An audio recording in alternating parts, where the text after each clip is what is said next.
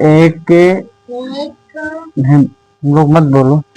एक के उच्चारण, एक के उच्चारण का नियम।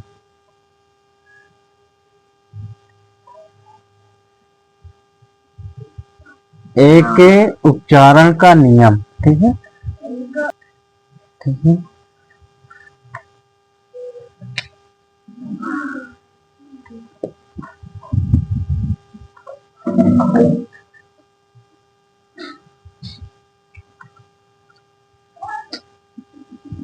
जब दो या तीन व्यंजन के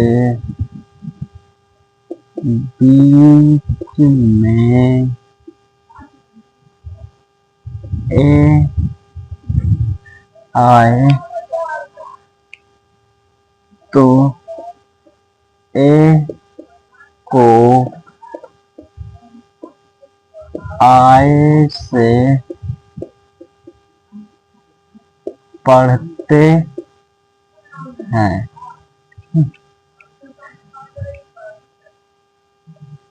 जैसे एग्जाम्पल,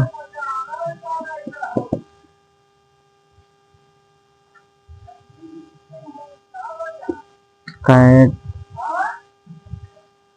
कैन, ठीक। पहला नियम है कि जब दो या तीन व्यंजन के बीच में ए आए तो ए को हम आय से पढ़ते हैं। अब यहाँ पे कोई शब्द लिखा है यहाँ और इसे, अब हम इसको पढ़ेंगे, ठीक है। इस नियम के द्वारा इसको हम पढ़ने की कोशिश करेंगे। जैसे ये क्या है, बी, तो यहाँ पर क्या रहेगा, बा, बा के बी, तो यहाँ पर क्या रहेगा, बा रहेगा। अब ये दो व्यंजन के बीच में ए आया है तो ए को हम आय से पढ़ेंगे। तो आय की मात्रा इस तरीके से होती है, ठीक। और ये डी का मतलब है डा, इस ए का मतलब है कि इस डी में मात्रा लगी हुई है, ठीक है। अब ये आय की मात्रा इस डी में लगेगा, जैसे यहाँ पर बा में लगा दिया जाएगा, और डी का मतलब है डा।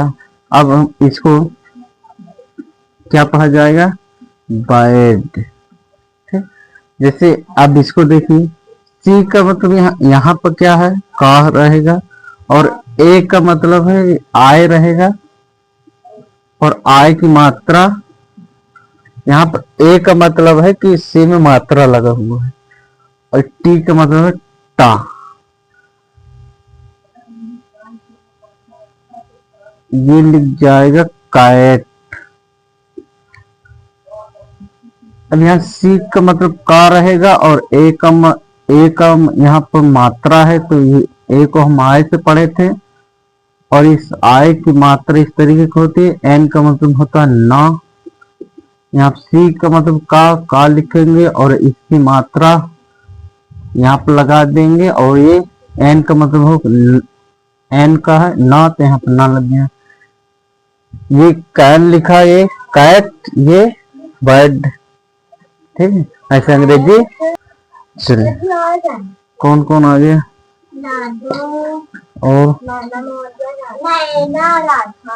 शोर नहीं, जय हिंद जो, और कोई आ रहा था, जय हिंद, जय हिंद जो। अभी थोड़ा, जब किसी शब्द में ए आए, ए आए और ए के बाद एक व्यंजन को छोड़कर लास्ट में ई आए तो ए को ए से पढ़ते हैं। ठीक है। अच्छा, जब किसी शब्द में ए आए और ए के बाद एक व्यंजन को छोड़कर लास्ट में ई आए तो ए को हम क्या पढ़ेंगे, ए से पढ़ते हैं। ठीक है। अब जैसे एग्जाम्पल,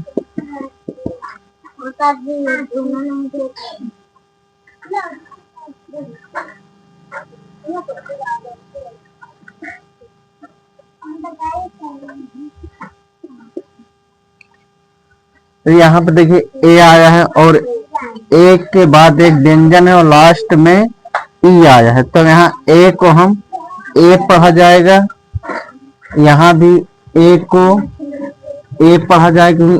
एक के बाद एक व्यंजन है तो व्यंजन को छोड़कर लास्ट में ई आया है, यहाँ पर ए को ए पढ़ेंगे और ये एम है यानी कि माँ रहेगा यहाँ पर, और ए की मात्रा इस तरीके की रहती है। यहाँ पर ए आने का मतलब कि इस माँ में मात्रा लगा हुआ है, और के का मतलब है का रहेगा।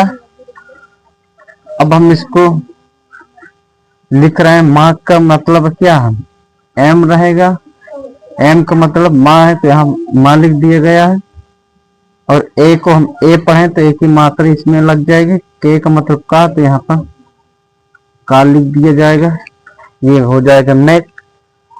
ये डी है तो ये डा रहेगा, ये ए को हम ए पढ़ें तो ए की मात्रा इस तरीके है, इस ए का मतलब इस डी में मात्रा लगी है, और टी को हम टा पढ़ेंगे तो डी है तो यहाँ पर डा रहेगा, ए की मात्रा इस डा में लगाएंगे, टी का मतलब क्या है टा रहेगा, यहाँ पर ये डेट लिख जाएगा। कौन